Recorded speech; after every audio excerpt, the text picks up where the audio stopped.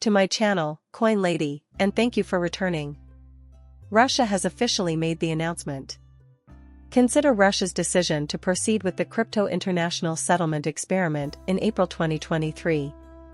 Since March of 2022, when we announced the sanctions against Russia, it has been an extremely long period. It's hard to believe that more than 2 years have passed. From that point on, however, Russia and the BRICS have been aggressively competing with the US currency and the US-based financial system in an effort to promote a new financial paradigm. The main point here is the technology they're using. Crypto is front and center. Even if it's not as simple as they make it sound, anti-crypto politicians insist on claiming that, oh, Russia is using crypto to avoid sanctions. The digital asset and cryptocurrency change, however, should be your primary concern. A sea change in the financial sector is what we are actually seeing now. To avoid using a financial system that is dominated by the United States. Other ways around it are now being discovered. They're attempting an about-face. As I've already mentioned to everyone, this is something I've been keeping tabs on for quite some time. In reality, what we are experiencing is not the collapse of the US currency nor the US financial system. This is all leading up to the new financial system's official introduction, which will replace the old one. Because it serves no useful purpose for them, none of these countries will continue to use the US currency or participate in a financial system controlled by the US.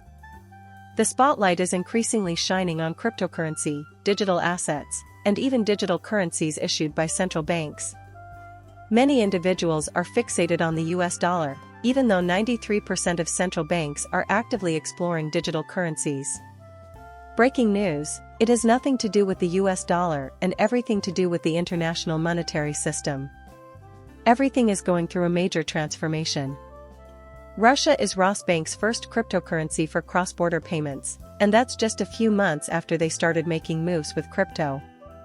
Another major event for which everyone seemed to be predicting the demise of the dollar, the adoption of cryptocurrency.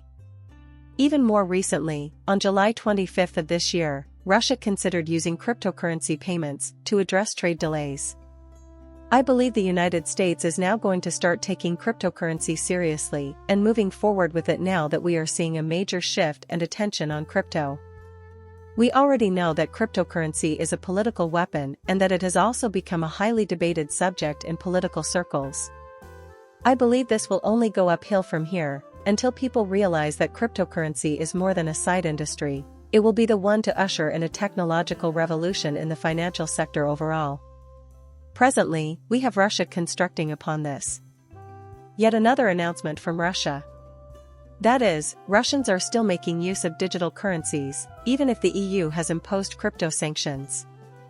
Plus, they're clearly attempting to avoid sanctions, so it's safe to assume that they'll keep using and moving money around with digital currencies. Because the US has weaponized the dollar for so long, they are seeking to distance themselves from the US. Furthermore, some countries have had enough. The fact that Gaddafi's desire for a currency backed by gold was the major issue in Libya is something I've already mentioned. That constituted the major issue. Because of all the fighting during that era, we had to safeguard the US dollar. The current issue is that, well, BRICS are large, and BRICS keeps growing, and not just within the BRICS bloc of countries. What are we going to do about it? It's now a major issue for the United States. We won't merely, go out and declare, okay. It appears that we must now initiate a full-scale war with all of these BRICS nations. That won't happen, I'm afraid. Switch gears now. For this reason, lawmakers and executives from the Federal Reserve are actively promoting the idea that a US stable coin, or a stable coin dominated by the West, would be beneficial to economic growth and the dollar. What we are actually about to witness is a CBDC in the US. That is the definition of a stable coin. One example of a stable coin is one that the government issues. Everything is that. A CBDC is exactly that. So, they aren't really going to outlaw anything when they talk about stable coins and CDCs. In order for the average retail investor to feel good about CBDCs, they are forbidding the use of the term CDC and rostering in a stable coin. Since these countries are no longer obligated to conform to American policy, we may observe the new system taking shape at that point. Along with their own stable coin linked to their currency, they also have their own central bank digital currency, CBDC. All throughout the globe, this is taking place. You can avoid Russian sanctions by using Tether stable currency, which a Chinese corporation boasted about on July 26. First of all, it's highlighting Tether in a negative perspective, which is something that intrigues me.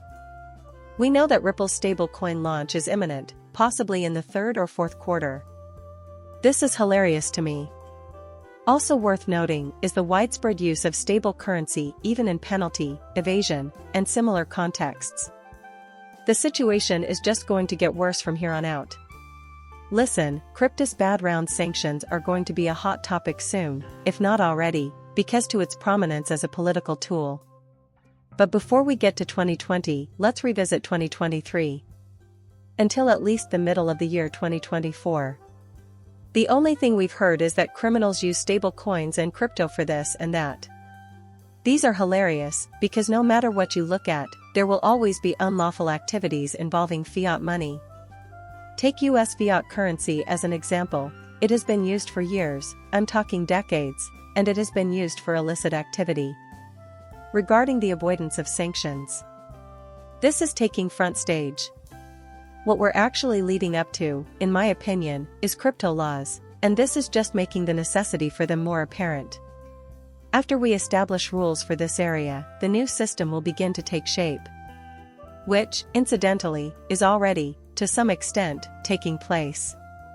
Talking about rules and regulations on July 23rd is, well, hilarious. To facilitate international payments, Russia is contemplating approving cryptocurrency. When we take a closer look at the current situation, we can see that cryptocurrency is quickly becoming a hot topic, with the potential to decouple us from the dollar and usher in a new era of global finance independent of any one country like the United States. The United States is clearly not happy about this since it is stealing power from them. As a result, tensions between Russia and the US are rising. However, when it comes to entering the global market, this is a must for firms, particularly in instances involving penalty systems. Because traditional approaches don't always work, they're exploring new avenues, such as cryptocurrency, stable currencies, and the digital asset industry. After U.S. Treasury Secretary Janet Yellen testified before the House Financial Services Committee, it became clear that the U.S. is keeping a careful eye on Russia's use of cryptocurrency and simple coins as a means to evade sanctions. Russia isn't doing anything particularly noteworthy, in our opinion. However, it becomes an issue when our sanctions get increasingly harsh.